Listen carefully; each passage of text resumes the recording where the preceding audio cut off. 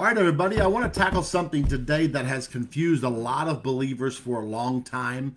It's something that's coming up in the church again, and I want to hit it just straight on, straightforward today, okay? We're going to have a collision with this topic. I want to talk about James and Paul and whether or not they contradict each other when they talk about grace. One says we're justified by faith alone, and the other one says that we're justified by works and not by faith alone. So which is it? Is the Bible contradicting itself, or is there something deeper that we've missed? Okay. Now, here's what I want to show you today. Paul and James were not fighting each other. They were fighting two different enemies. Okay. They were addressing two different distortions of grace among two different audiences. One was dealing with legalism and the other was dealing with laziness. And both of them were trying to protect the true gospel. So give me a few minutes and let's walk this out together, because understanding this doesn't just clear up theology, it is actually going to change the way that you live. Now, I'm doing this because grace is one of the most misunderstood truths in the church today. That's my opinion. I've heard people say James was a Judaizer. Some even go as far as saying that James shouldn't even be in the Bible. The book written by James shouldn't even be in the Bible because he contradicts Paul. That kind of confusion is absolutely dangerous, because if you misunderstand grace, you can fall into one of two traps. First, you either think you have to earn God's love through works, or you think grace means you can live however you want without any transformation whatsoever. And both of those are lies. And both of those are going to keep you stuck. Either you're going to get stuck in guilt or you're going to get stuck in spiritual apathy. So we really need clarity. Not just so we can get it right theologically, that's not my point, right? But so we can actually live in the power of true grace.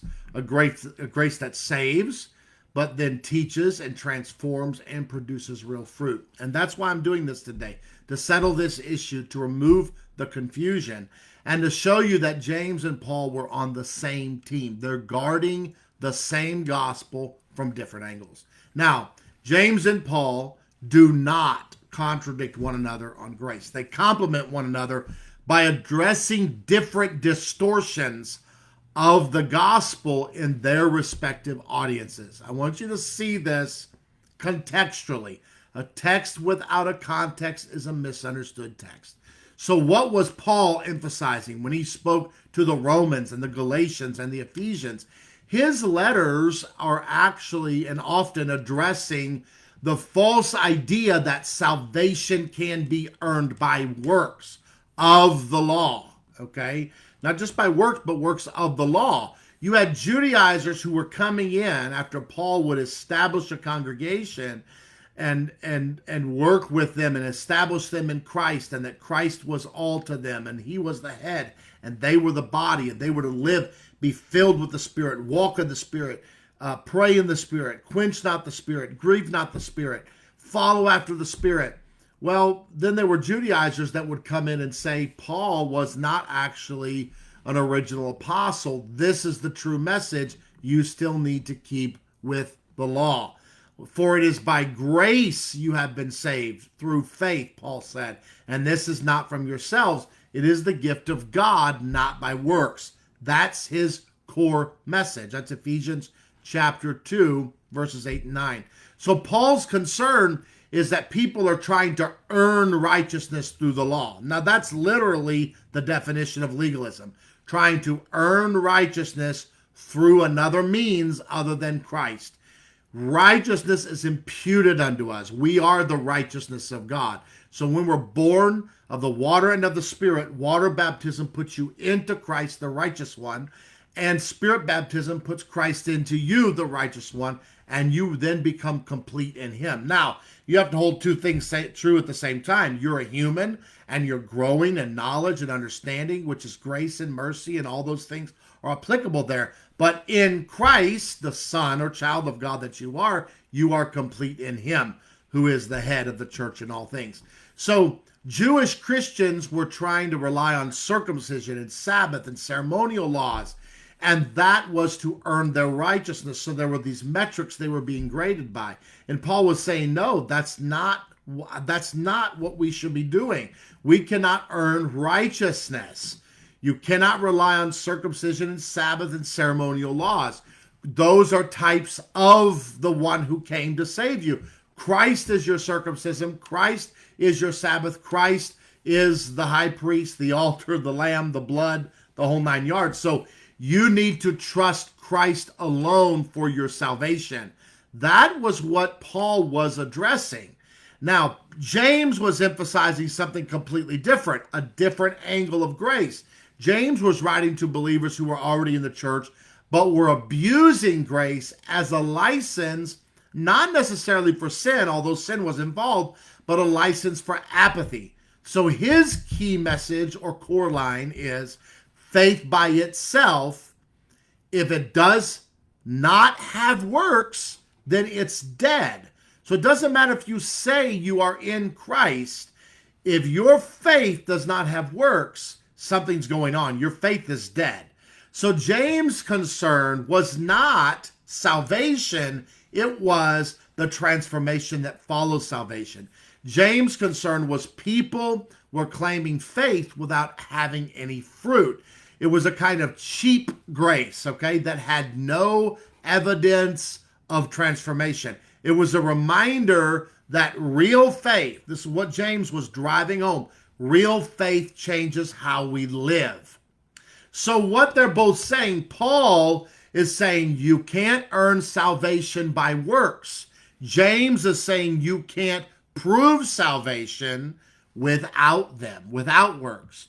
Paul is saying justification is by faith alone, but James is saying justification is by faith that is never alone. It comes by faith alone, but it never stays alone. It produces something. So Paul was opposing legalism, whereas James was opposing lawlessness and apathy.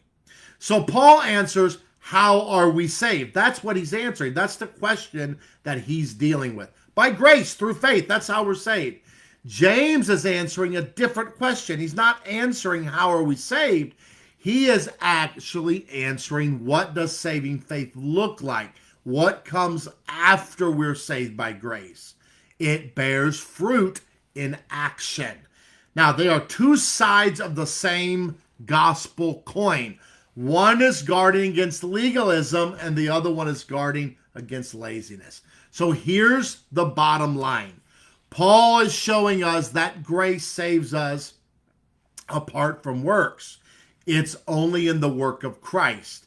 James shows us that grace never stays apart from works. So even though you're not saved by the works, once grace saves you, then works will follow. So they weren't arguing. They were guarding the same gospel. They were guarding the same Jesus. They were guarding the same grace. They were guarding the same message. Two different battles, one unstoppable truth.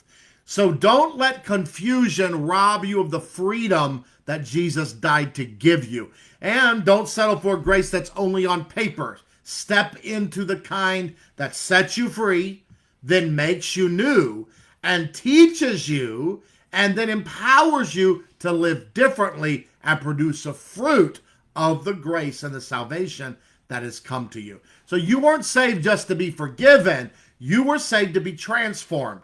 You weren't just pulled out of something. You were brought into something, and that is Christ himself. And he is living. He is moving. He is in you. And if you're connected to him, that branch connected to that vine is going to produce something. So stop tiptoeing around grace. Start immersing yourself in it. Stop living like God barely tolerates you, and start living like someone who's truly been made new, a new creation in Christ. Because grace is more than a doctrine. It's an invitation. It's an invitation to walk with God, to obey from the heart, to live clean, to live bold, to live full of the power of God, to walk in his spirit, in his fruit, by his gift and function as his body.